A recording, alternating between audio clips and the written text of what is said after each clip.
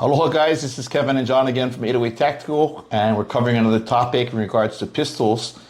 And what we're going to chat about today and tonight is the two differences between some of the most popular designs. So a little known piece of trivia, although Gaston Glock, God rest his soul, who just recently passed away, is known for popularizing the striker-fired pistol. He was not actually the inventor of it. And probably only nerds like myself are going to know this little bit of trivia. But the genius of firearms, John Moses Browning, actually designed the striker-fired mechanism. Gaston Glock did was he put it into his revolutionary chassis that was polymer and steel and came out what they now know as the universal safe action that is known by Glock. So to Gaston's credit, he popularized what almost every pistol company today makes. Everybody makes a universal safe action or a striker fired pistol of some type. So I'm gonna have John talk about the two of his striker fired guns that he has on the table, and then I'll cover the difference between a striker fired and a hammer fired, and I got two different hammer fired pistols in front of me. Cool, that's awesome. So I got Mechanics. Really it's pronounced Turkish Yannick, but I got two Canik guns here. I got a TP9 SF Elite right here, both 9 mils, and this is the TP9 SFX, which a lot of people use for competition shooting. This is a longer barrel, 5.2, and I believe this one's a 4.7. So these are mine. This one's got to have a Viper optics on this one. It came standard on these if you bottom through certain places. The trigger, it's already the upgraded trigger. It comes stock on that. It's got a mag well, and I also got an OLED on this. This one is just bare bone iron sights. I like to keep at least one of them like that. And so Kevin, I'm gonna ask you, what's the difference? You mentioned striker fire and what you have there with the FN. Can you explain to everybody? So again, John Moses Browning was the inventor of it, but Gaston Glock brought it into popularity, and you're going to notice within the trigger is another mechanism that will require a deliberate pull. So most of the safety features of a striker-fired pistol are going to reside in the slide, which will disengage the firing pin until a deliberate pull is actually engaged to be able to create the shot or take the shot off.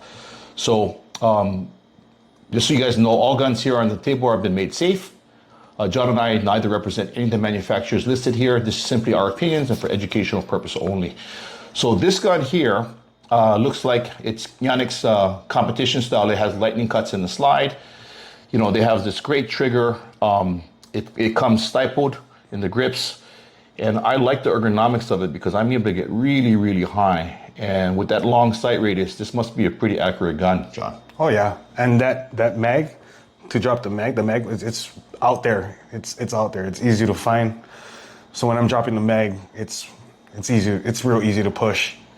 And you said you wanted to keep one of your guns as dedicated iron sights. Yes. So you kept your competition gun as a dedicated iron sights. Right. Okay, great. So on this table are going to be some of my favorites. So we're going to cover another striker-fired gun, and this is a SIG X5 Legion. And what you're going to notice on this particular gun is it comes with lightning cuts in the slide. They do this for quote-unquote gun games to reduce the mass of the slide, so when it reciprocates to the rear, it's going to have less of a pronounced muzzle rise as a consequence because less mass is moving to the rear. On the Legions, they came with, which was revolutionary at the time, what's called a tungsten-infused grip. So it's a polymer grip that they actually infuse steel, so it makes it really, really heavy, and that felt recoil sucks it up quite a bit. And I installed on it a Odin Armory gas pedal. And I met the inventor here out in DFW. It's a fantastic product, and it even works with the holster because it will fold as I push it into the holster. So John, go ahead and take a feel of that. Sure. And compare that to Yannick. I'll compare it to the SFX because they're both big. This is actually really bigger. So Kevin, can you explain the purpose of this? So similar to how a lot of competition pistol shooters would use, they would use a safety on their 1911s in IDPA or IPSC competition back in the day.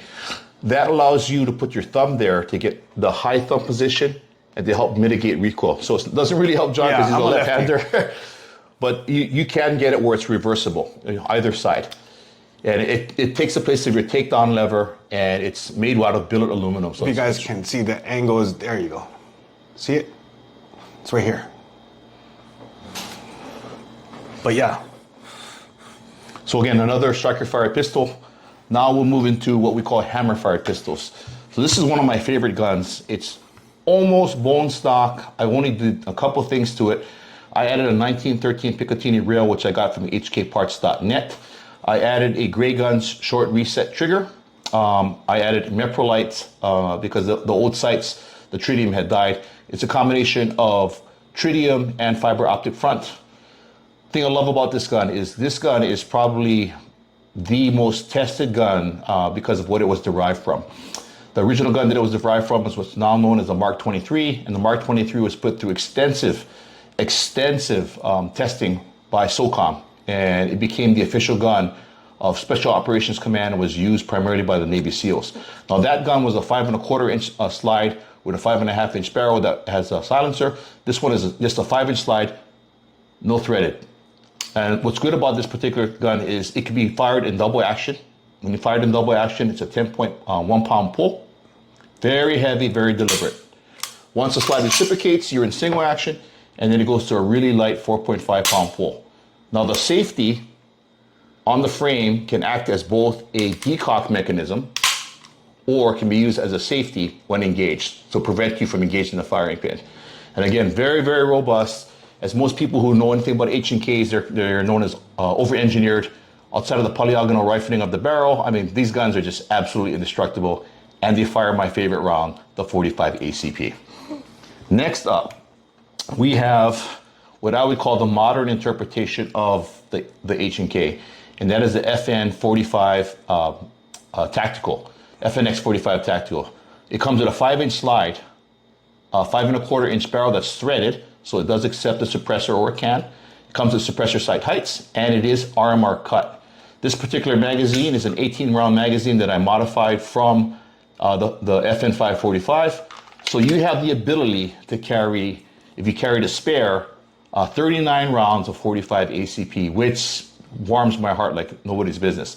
And as I discussed previously, on all double action, single action guns, this gun can be used to the safety could be engaged to prevent it from going off, or I can use the safety as a decocking mechanism, very similar to the H&K. I love this gun so much, I actually have 2 of them. So on this particular gun, I put the Holosun 507 X2, and it gives me the quote-unquote green dot of death, and it allows me to co-witness with my sights because it is, and I put on some grip tape to make it a little bit more tactile for me. And again, I'm running the 18-round magazines. And the last thing I want to show you guys today, which I'm going to have John hold up, is the difference between a 45 ACP round and a 9mm round. We have here a 230 grain plus P jacket, a hollow point in 45 ACP, and 115 grain jacket, a hollow point in 9mm. So as you can see, we have double the weight or payload on the 45 ACP. And because I do use plus P in my defensive loads, I'm approaching close to 1,000 feet per second out of a 230 grain bullet.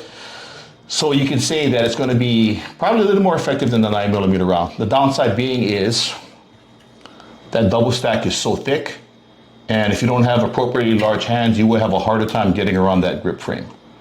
But I hope this helps you guys make your decisions. We're here just to give you information and be educational. But again, with all things, try them out for yourselves, seek professional help, and get training.